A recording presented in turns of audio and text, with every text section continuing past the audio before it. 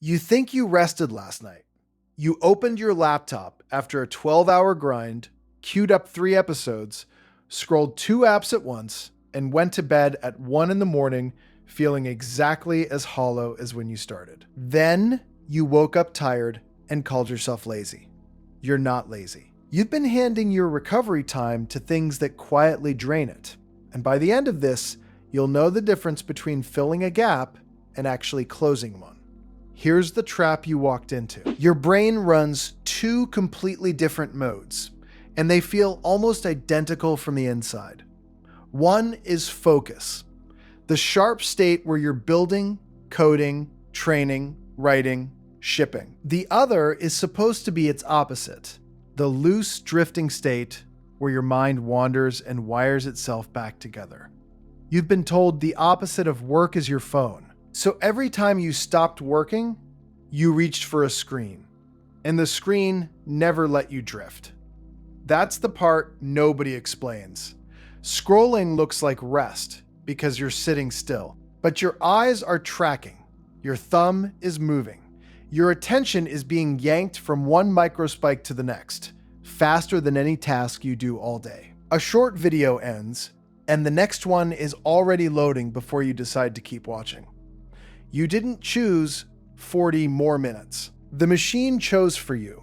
And while you sat there feeling like you were unwinding, your mind never got a single second off the clock. So what does real rest even look like if it's not the couch and the feed? Researchers who study attention talk about something called directed attention fatigue. Plain version, the part of you that concentrates is a muscle, and it runs out. After hours of forcing focus, that muscle is shot. The classic work here comes from Rachel and Stephen Kaplan, who spent decades studying what actually refills it.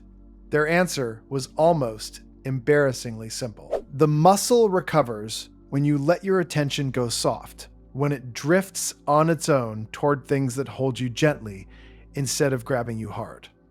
A walk does it. Staring out a window does it.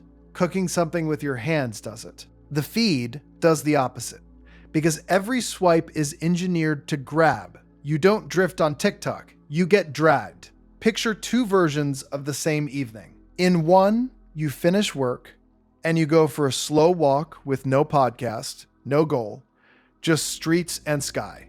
In the other, you collapse onto the bed and open the app. Same 20 minutes. One leaves you clearer. One leaves you foggy and somehow more tired than before you sat down. Same clock, opposite result. The question is why your gut keeps choosing the one that wrecks you.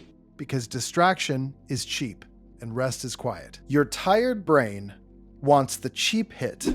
It wants the dopamine without the stillness, the stimulation without the silence. And the apps know it. They're built by very smart people whose entire job is to make sure the moment you feel a flicker of boredom, you never have to sit with it. Boredom is where rest begins, and they've sold you a world with no boredom left in it.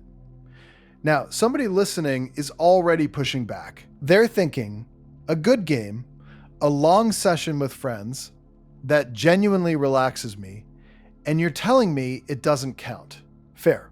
Some of that is real recovery, especially anything social, anything that pulls you into one immersive thing instead of fracturing you across 10. The test isn't whether a screen is involved. The test is whether your attention got to settle or got shredded. One movie you actually chose, watched start to finish, can restore you. 40 short clips you didn't choose cannot. Immersion heals. Fragmentation drains. Most of what you call relaxing is the second one wearing the costume of the first. And this matters more for you than for almost anyone because of the life you're trying to build. You're not clocking out at 5 with the work safely behind a badge in a building. Your projects live in your head. Your business, your training plan, your skills, your edits, your code, the thing you're trying to make of yourself. There's no manager telling you to stop, which sounds like freedom until you realize it also means there's no one telling you when the recovery starts. The boundary is yours to draw, and if you don't draw it, The work bleeds into every hour, and the rest never actually happens. You're always half on, and a brain that's always half on is never fully anything. This is the hidden tax on people who work for themselves. You can grind harder than any employee alive, but if your downtime is just distraction in disguise, you're running your engine without ever letting it cool. And you feel it. The ideas come slower. The motivation thins out. You sit down to build the thing you actually care about, and there's just nothing in the tank. So you scroll, which empties the tank further, and you call it a slump.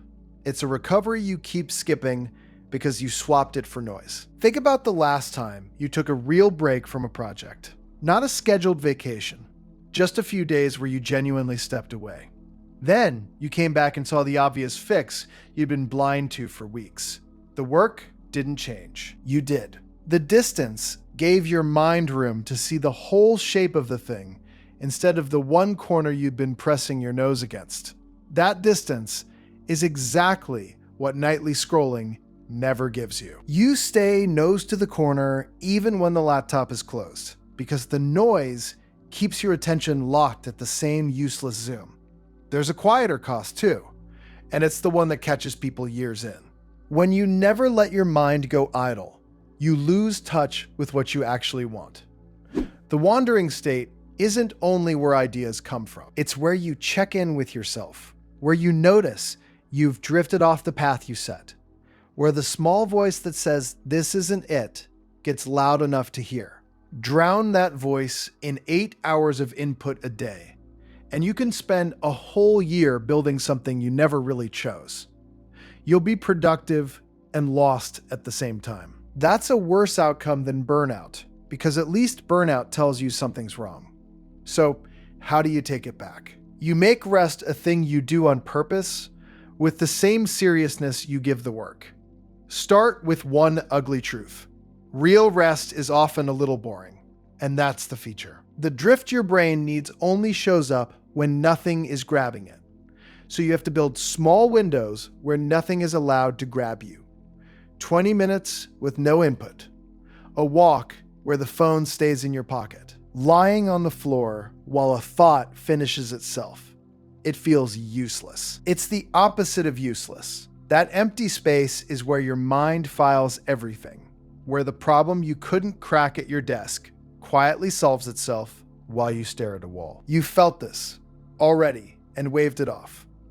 The best idea you had this month didn't come at your desk. It came in the shower, on a walk, in that blank moment right before sleep. That was your unfocused mode doing the work it can only do when you stop feeding it. You've been starving the exact state that makes you good. Then separate your two kinds of off time because you keep blending them. There's the off time that recovers you and the off time that just numbs you. Numbing has its place. End of a brutal week, brain completely fried. Sometimes you genuinely need to go blank in front of a screen. The mistake is using the numb when you needed the restore. You reach for the thing that turns the volume down when what you actually needed was the thing that turns the power back on. Learn the difference by how you feel an hour later. Restored, you've got more. Numbed, you've got less, and you reach for more numbing to cover the gap. Try this for 1 week. After work, before you touch a screen, give yourself 30 minutes of analog. Move your body, make food, walk, sit outside, anything where your attention gets to wander instead of getting hunted. Then if you still want the show or the game, have it. On purpose, fully, without the second screen running. Watch what happens to your sleep. Watch what happens to your mornings. Watch how much faster the work moves when you sit back down. Here's the part that stings a little. The same intensity that makes you good at building is the thing wrecking your rest. You attack everything. You optimize, you push, you fill every gap with input because empty time feels like waste. So you turned recovery into another task to consume, another feed to get through. But rest is the one thing you cannot grind your way into. You access it by doing less. The discipline isn't pushing harder. The discipline is being still when every nerve in you wants stimulation. And that's a harder kind of strength than the loud kind. Anyone can stay busy.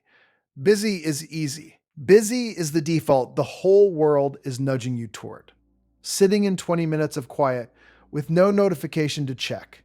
Letting your mind go soft on purpose when it's begging for a hit.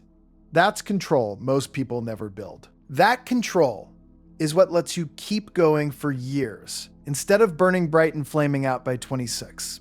You don't build a life that's truly yours by working every waking hour. You build it by being sharp enough, often enough, for long enough. And sharpness has a cost most people refuse to pay. The cost is doing nothing, intentionally, in a culture screaming at you to consume every second. So tonight, when the work is done and your hand drifts toward the phone out of pure habit, stop for one breath. Ask what you actually need. If it's the restore, give yourself the boring, quiet, empty thing your mind has been starving for. Protect that space like it's the most valuable hour you own, because for the life you're trying to make, it is. The feed will still be there. The clarity won't wait forever. Choose the quiet and let your own mind finally catch up to you.